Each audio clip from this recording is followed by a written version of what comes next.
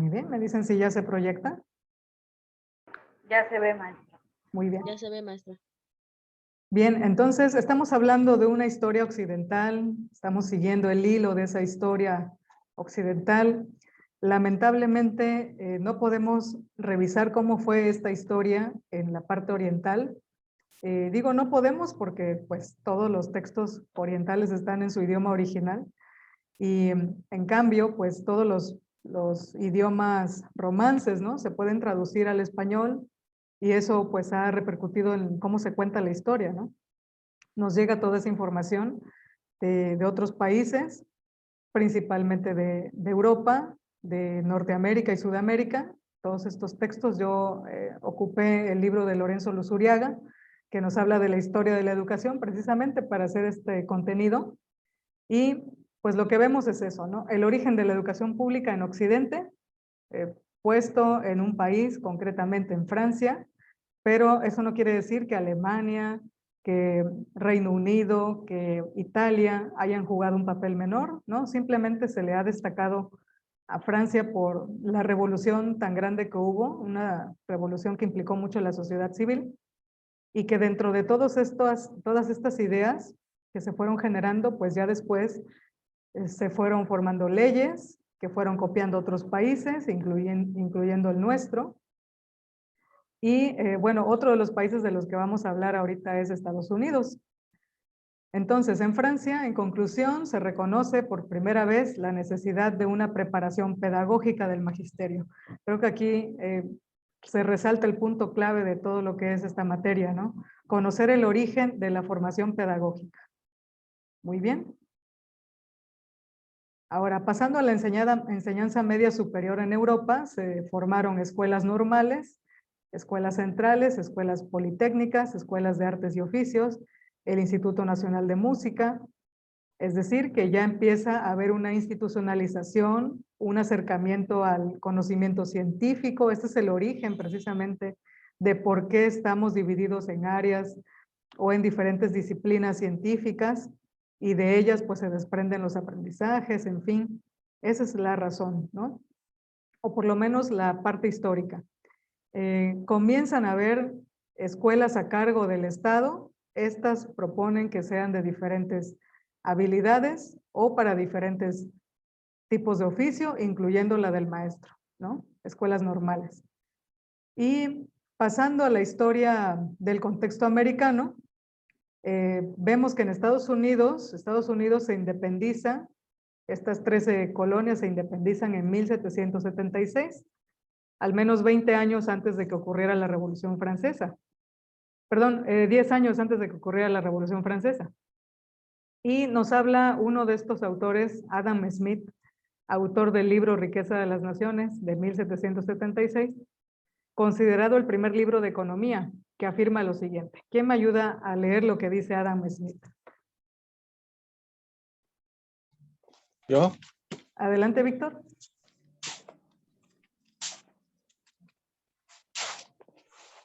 El contexto americano.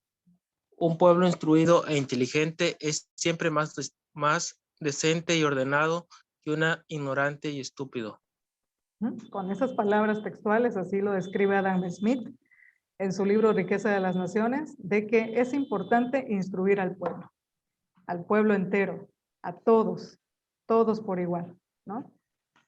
Bueno, tiene una resonancia, por supuesto, estas palabras, ¿no? En el mismo contexto como estamos revisando, ocurre en ese mismo tiempo la independencia de los Estados Unidos, abogan por una libertad, abogan por una mejor condición de vida separado del Reino Unido, y de ahí que, bueno, nace ya esta nueva nación, ¿no? Los Estados Unidos.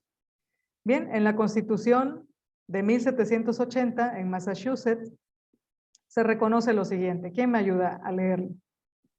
Yo. Gracias, Froilán. Adelante. El saber y el conocimiento, tanto como la virtud, difundidos universalmente en el conjunto del pueblo, son necesarios para la conservación de sus derechos y libertades. Bien, gracias. ¿Qué nos está comentando esta cita de la Constitución de 1780? ¿Cuál es la relevancia que tiene esta cita para lo que viene después? El establecimiento de los estados libres, soberanos, etcétera. ¿Qué relevancia tiene? ¿Me pueden comentar algo al respecto?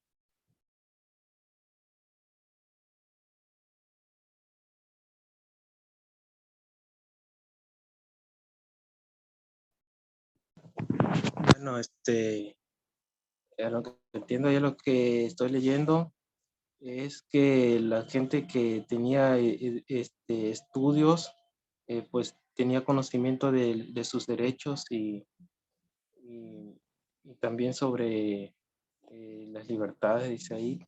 Eh, Ahora sí que la gente que no tenía estudio, pues no tenía conocimiento de esos derechos y por lo tanto, pues al no saber sus derechos, pues eran explotados, ¿no? Algo así. Es correcto, sí. Se forma esta nueva clase social, una clase instruida, una clase alfabetizada, ¿no? Y como derecho, puedes exigir que seas instruido, ¿no? También, a la vez. José, ¿tenías la mano alzada?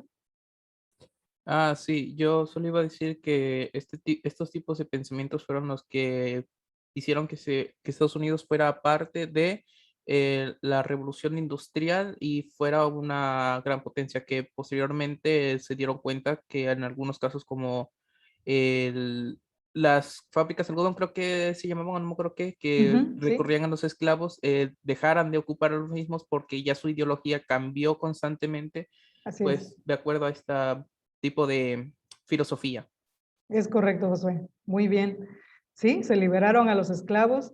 Ya después de esta liberación masiva, pues tuvieron que luchar por sus propios derechos, porque esto incluye solamente a las clases sociales, pues que pertenecen al proletariado, al, al sistema de obreros, ¿no? De ese tiempo y a la clase burguesa, ¿no? Los que pueden tener este tipo de educación, ¿no?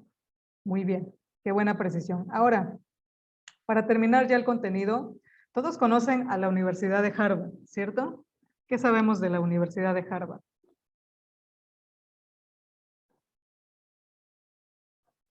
Que es una de las mejores escuelas. Sí, es una de las mejores escuelas, mundialmente reconocida. Muy bien. Josué, Harvard es bueno en cuestión de sus proyectos. Eh, Harvard se especializa en el desarrollo por así decirlo, inventos de ellos propios, nuevos proyectos, más que todo, más que la enseñanza, es el propio uso de sus técnicas, de sus, ¿cómo se llama? De sus ideas que tienen en mente para realizar un mejor, ¿cómo se llama? Mejores desarrollo, ¿no? tecnologías, Mejor, sí. mejores cosas para así poder mantener su privilegio, por así decirlo.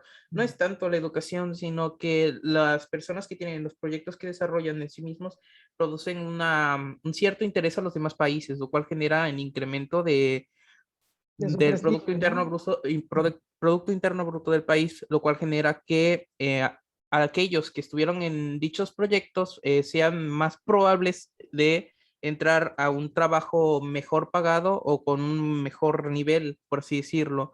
Sí. Por lo tanto, sus horarios son de acuerdo a la persona, son, por así decirlo, personalizados. Si la persona solo quiere estudiar, digamos, ingeniería en sistemas, ingeniería aeronáutica, puede estudiar las dos al mismo tiempo y él decide en qué horarios ponerlos. Es más que todo una escuela muy personalizada y Ujú, con fines más que todo de nacionales del mismo estado. ujú, al servicio del mismo Estado, ¿no? Sí, a ver si no se me corta. ¿Me escuchan bien? Ya no terminé de escuchar a Josué.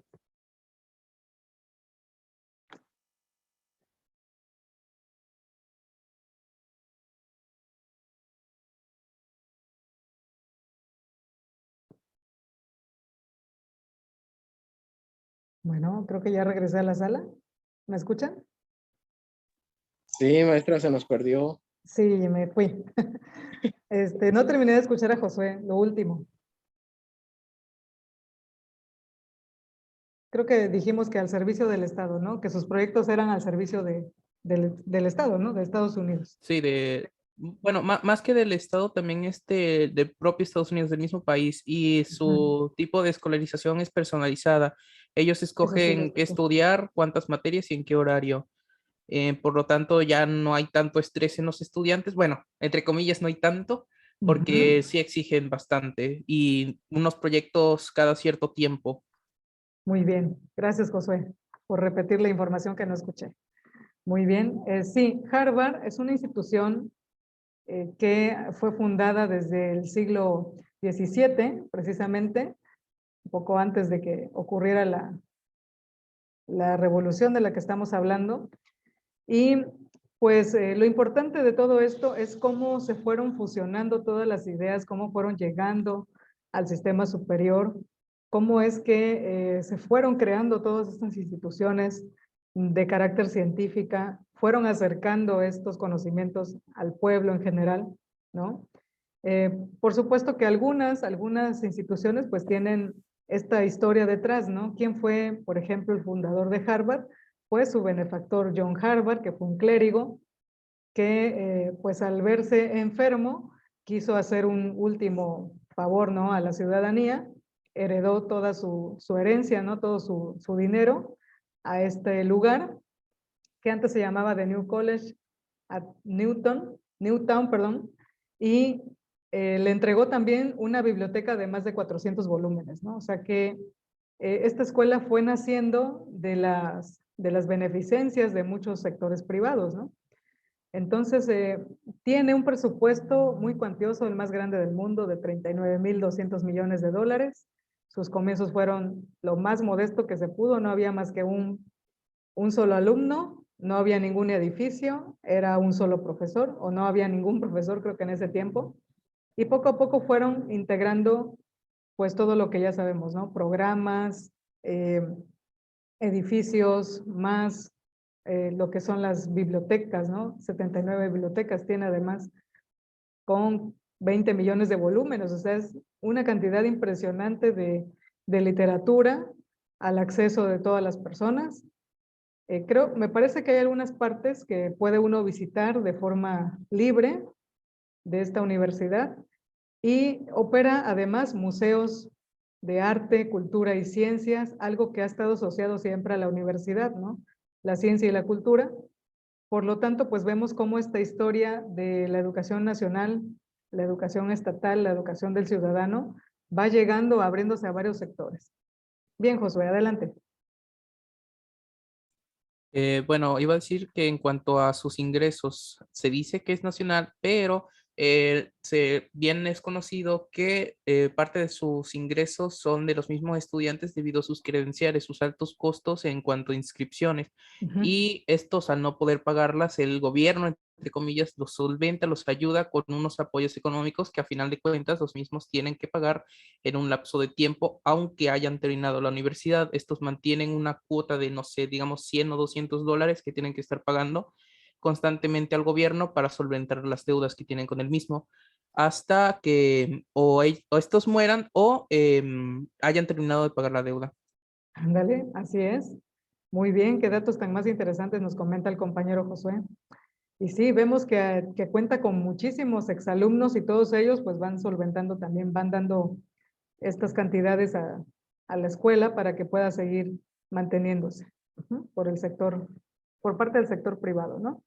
Se abrieron entonces las posibilidades de incluir al sector religioso dentro del sistema de conocimiento, del sistema público, y también se abrió la posibilidad de hacer un cambio radical en todas las legislaciones de los sistemas educativos en América, ¿no? Lo vemos, yo creo que de hecho lo están analizando en alguna otra materia que tiene que ver con el contexto mexicano, ¿no? En particular. Muy bien, pues hasta aquí la información que les quería dar el día de hoy con respecto al tema de la institucionalización. Y me gustaría pues que habláramos acerca de la tarea. La tarea de esta semana se trata de un cuadro PNI. Las siglas PNI significan positivo, negativo, interesante. Tal vez ya lo hayan hecho, algún tipo de esquema igual. Si no, eso es lo que significa el cuadro, PNI, y vamos a obtener aspectos positivos de un tema, aspectos negativos y aspectos interesantes, haciendo este análisis, ¿no? Les coloqué en plataforma una lectura de más o menos alrededor 7 páginas, y complementando la lectura les puse un video en el que van a observar también de un minuto a otro, un minuto específico a otro minuto específico, un contenido de el documental La Educación Prohibida, que no sé si ya han tenido oportunidad de verlo. ¿No? Ah, bueno, sería bastante bueno que lo vieran completo, pero es un documental largo. Entonces yo nada más les pido que vean un fragmento, ahí lo especifica en la tarea, en plataforma, para que complementen la lectura y con eso hagan su esquema, cuadro PNI. Bien, pues como les decía, esta semana termino de revisar todo lo que ha llegado a plataforma, ahí les van a estar llegando las notificaciones de retroalimentación. Y por último, ya para cerrar esta sesión, me gustaría que dialogáramos un momentito para que me dijeran cómo se sienten con estas sesiones. ¿Creen que es mejor cambiarlo cada 15 días? ¿Hacemos un ajuste en el horario? Ustedes díganme.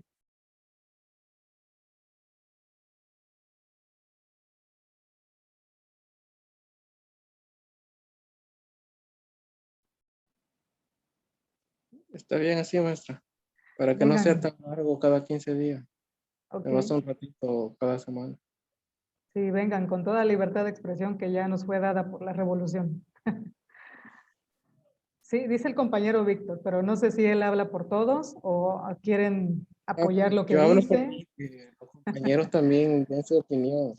Claro que Por sí. cierto, maestra, entré tardecito porque se me había olvidado y me vine a trabajar. Ah, ok. No tengo internet acá, me acerqué ahora sí que a un lugar donde hay internet y pues ya me di cuenta que ya estaba la clase. Ay, te agradezco que hayas hecho ese esfuerzo. Muchas gracias. Qué bueno que estás aquí y pues nada, te robé una hora de tu tiempo de trabajo. Ah, no, no, no, no. Ok, pues sí, coméntenme, a ver, no hay ningún problema por expresar nuestra opinión. Ya vimos que la ganamos, la tenemos ganada, es un derecho. Y si quieren hacer algún ajuste, pues digámoslo ahora para poder consensar. A lo mejor hacer un cambio de horario, un cambio de día, no sé cómo gusten.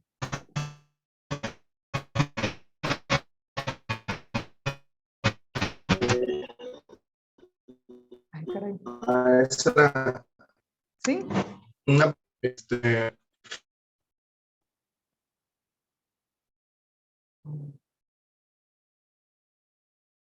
O no escuché, me perdí o se perdió, no sé.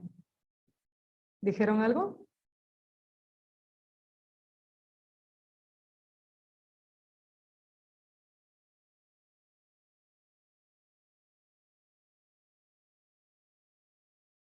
Me perdí yo.